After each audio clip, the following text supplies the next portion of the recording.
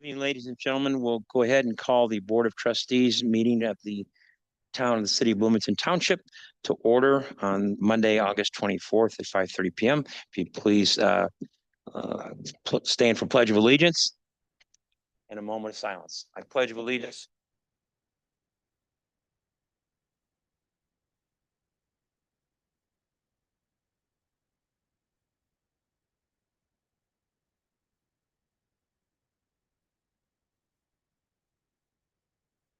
Next, we'll have a roll call for attendance, please, from the clerk. Trustee Kearns? Here. Trustee Mosley? Here. Trustee Montney? Here. Trustee Dannenberger? Hello. Here. Trustee Straza? Here. Trustee Ward? Here. Trustee Lee? Here. Trustee Scott? Here. And Trustee Brady? Here. Next, we'll move to public comment. And is there public comment tonight? We received no emailed public comment, nor did anyone register to speak. Thank you. Next, under the consent agenda, the items listed there, are there any trustees who have an item in the consent agenda which they wish to have pulled for further discussion? If not, could I have a motion? I'll move approval. Motion by trustee Ward, and Second. is there a second? Seconded by trustee Dannenberger. Vote, right. please. Trustee Kearns? Yes. Trustee Mosley? Yes. Trustee Montney? Yes. Trustee Dannenberger? Yes. Trustee Straza? Yes. Trustee Ward? Aye. Trustee Lee? Yes. Trustee Scott? Yes. Trustee Brady? Yes. The item passes, no nays to announce. Trustee Brady, just a point of order. Do we need to ask for any kind of a vote to have Trustee Hendricks join us? Yeah, I think he's only doing council. He's not online currently. They were going to let me know if he does get on though. So stay tuned, right, for the next meeting. Okay. Thank you. Next, we'll move to the regular agenda. And under the regular agenda, letter A, presentation acceptance of the fiscal year 2026 annual financial report. And at this time, we will move forward with our supervisor and report. Yes, I just want to introduce you to Andrew Beasley. He's the lead auditor for Phillips and Associates. He's here to present their findings. I'm Andrew. To kind of go over the audit report, it's unmodified opinion on cash basis, which it is what it has been for the prior few years. No problems with going through the audit. Overall, the town ended with total assets of 3.7 million, and the cemetery ended with total assets of 1.3 million.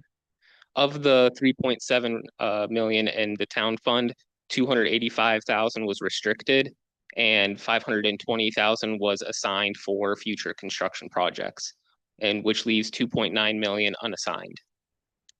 Of the cemetery's 1.3 million, all of that is restricted for cemetery purposes. Overall, for the town fund, it decreased.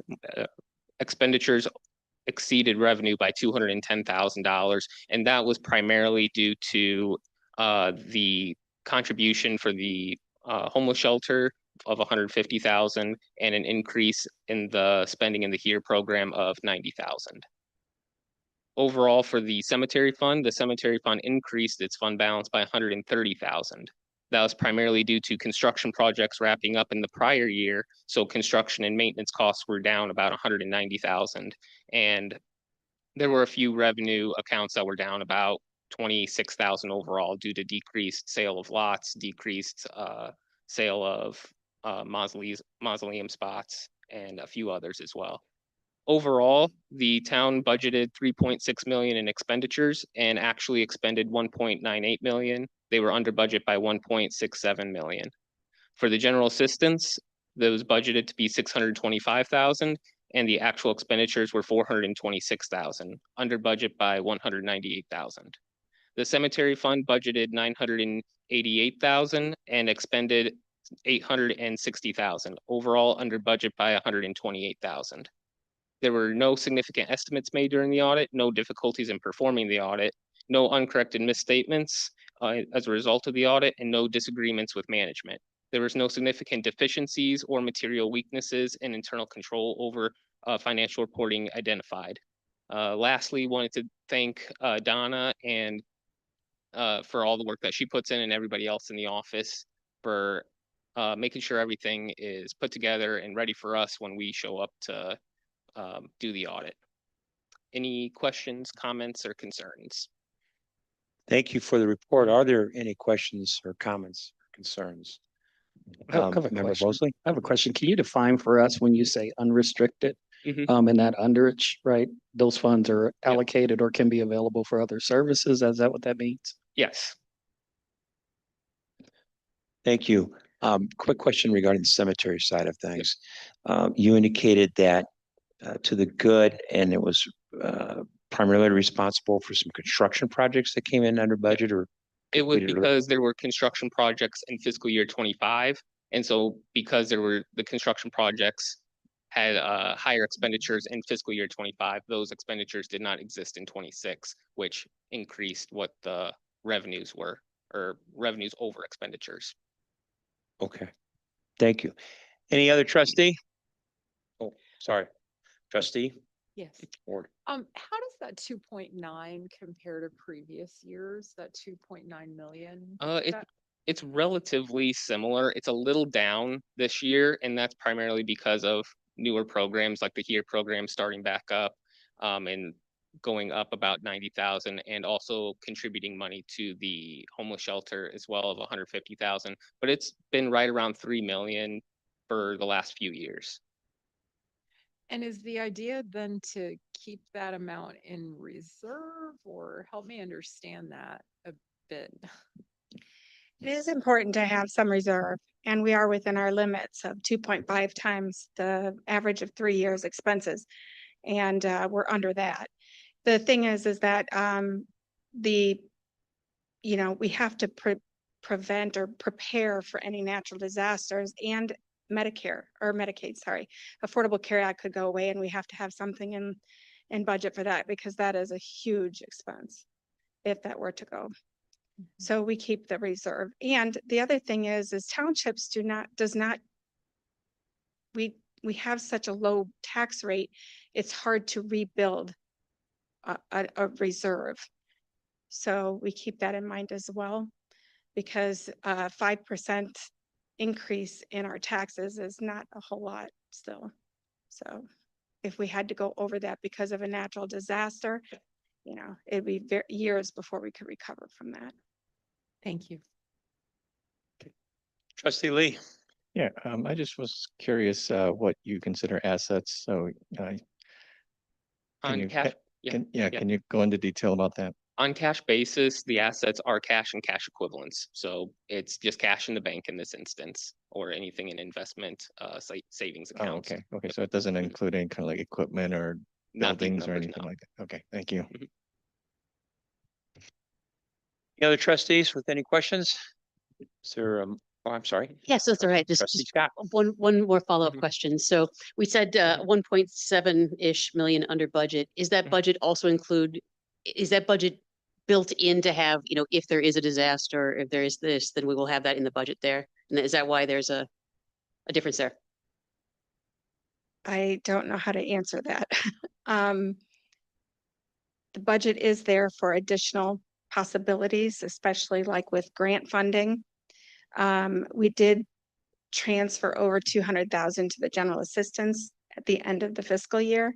I didn't know if I thought that was in there, That wasn't. and that included, wasn't yes. accounted for in terms of speaking through that. But we keep that so that general assistance always has to have funds available. So at the end of last year, our emergency assistance increased quite a bit. So we moved over the 200,000 to be safe, because there was about a month or two where we were questionable whether we were going to reach that goal or Gotcha. hit that target number. And so, so the additional, are you? So the question is, I heard 1.67 under budget. Yeah. And my question was, is it under budget because within the budget, because you deal with emergency services, that we have a cushion? to make sure Well, that, the general town fund has additional, when we levied last year, we levied less for the general assistance, more for the general town because we're doing more programs out of the general town. And now this next fiscal year, we'll move back to the general assistance. We're kind of adjusting the numbers so that we don't raise our levy.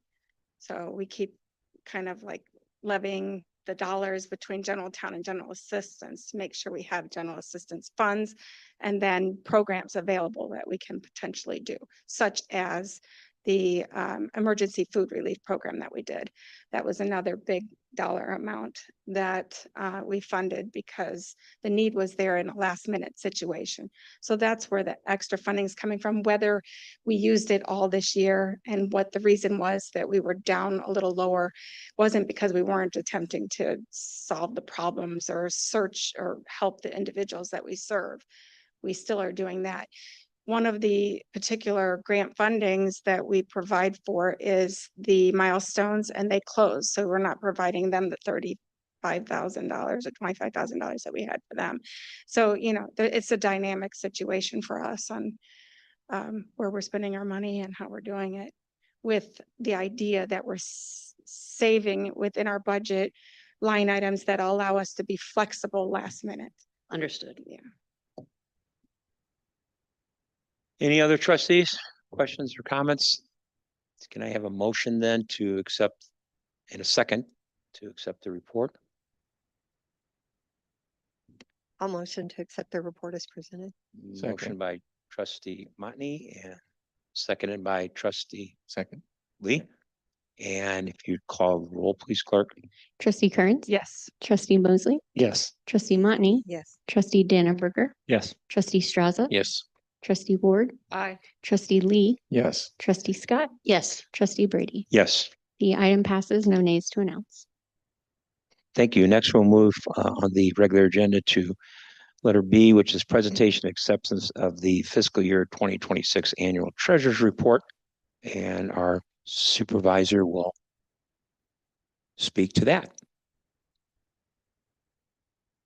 I don't have a whole lot to say other than you've looked at it. This is a report that goes to the comptroller, and it's done every year at this time during the audit.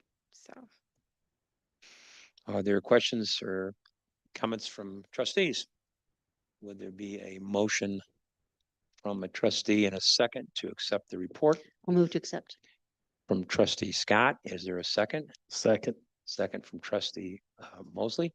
All in favor? Say Yeah. aye, please take the I roll. love that. Yeah, we could just do that. All in favor? Aye. All opposed? All right, no nays to announce. Thank you. Next, we'll move to reports by the elected officials and start with the report from our township supervisor, Ms. Gilbert. So you all received a memo from me about the update on the damage done at the cemetery. It's extensive, but they were very quick to clean up a lot of it. So the steps following, it's going to cost a lot more than the budget allows for the removal, the cleanup, the removal, replanting if we need to, or when we need to. The only thing that is received from TORMA, which is our risk management, is $5,000 for the whole incident. So the damage is there. That's where the revenue from the cemetery is going to go to these next couple months for sure. There's not revenue, but the reserve. So they do anticipate a good cleanup, but in April they had that first storm and had damage, and these trees are very old. In fact, one of them that you had seen in a picture, the largest one, is one of the largest in the county, and the arborist had said it's one of the oldest and largest. So anyway, some damage to stones. There's still about 12 left to work on, and they're repairing as fast as they can. They've cleaned up beautifully and they're getting the job done. So. Okay, are there questions from trustees? I have another question here. Yeah. Okay. The one photo that we saw, right, there was a pooling water. Is that Is that within your standard, or is that it was going to eventually drain, or was it multiple days, or? I think that just took cleaning out the drain and it Okay. is recovered. So no work there, No, okay. no, not Okay. much work. I mean, Thank you. you do have to clean the drain out, but that was quite a river there. So I did walk the cemetery myself to see the damage, and they were already out there blowing the streets first to make sure they were clear. And then they were bringing in equipment. One of the time consuming things that will happen now afterward is the ruts created from the equipment going through there and the trees falling. So there's a lot of work to be done with that too. I did have one other thing that I'd like to talk about as well. I was approached, or I had an email from City Manager Jeff Jurgens regarding whether we were going to do a program to help with the power outages and food benefit card.